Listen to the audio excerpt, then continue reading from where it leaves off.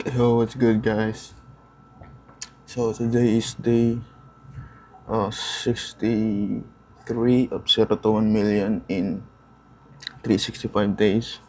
So, uh, oops, wait, yeah. So, hapon, actually the next day na to, so na-record ko lang. So, hindi kasi ako napag-video kahapon kasi family day nga. So, yeah,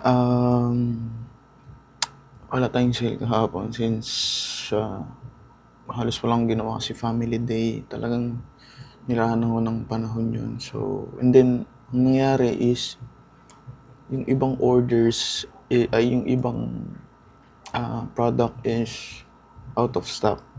So, meaning, which is yung malakas nga bumenta. So, kaya, pansin nyo nga, halos wala tayong sale. Minsan pa isa-isa lang. So, out of stock siya. So, next year pa daw, second week of January pa daw magkakasale, which is suck, no? Okay, so, ganda pa naman sana ng product na yun. And then, doon sa mga products na yung bumibenta naman, meron kasi nga akong isang product na ang daming defect, no? So, in total, ang dami na siguro parang 25 na halos yung defective doon sa mga orders na yun. So, ang total orders ko doon sa product na yun is, well, let me actually see.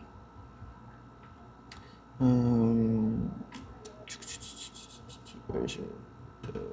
Ito.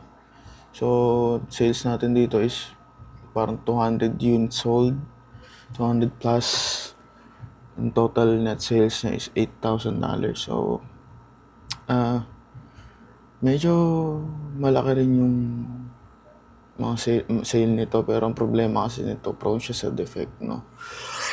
So, copy ko kasi sa supplier is i-check nila bago nila i-ship. Pero ewan ko kung anong ginagawa nila.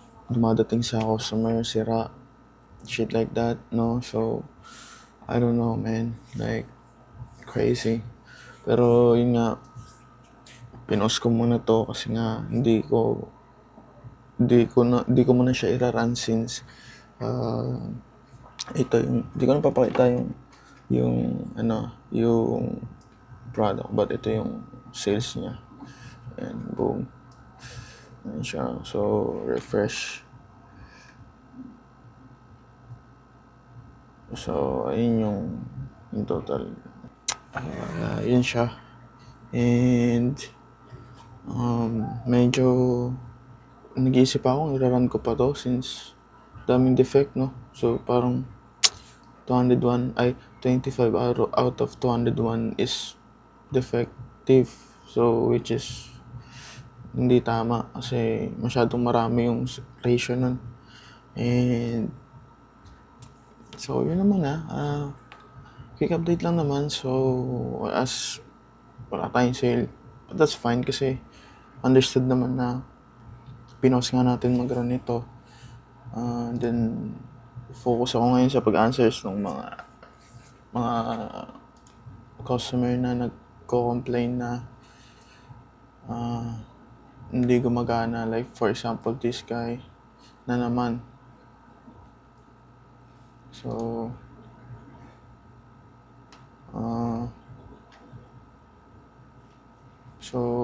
yeah. Sagutin ko muna to. And, yeah, guys. Tingnan ko kung, actually, may nahanap na mga product, but, itatry ko pa siya i-source.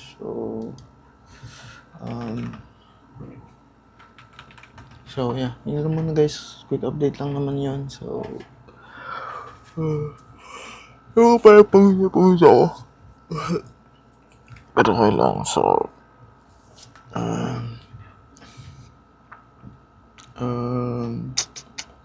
yun lang, guys.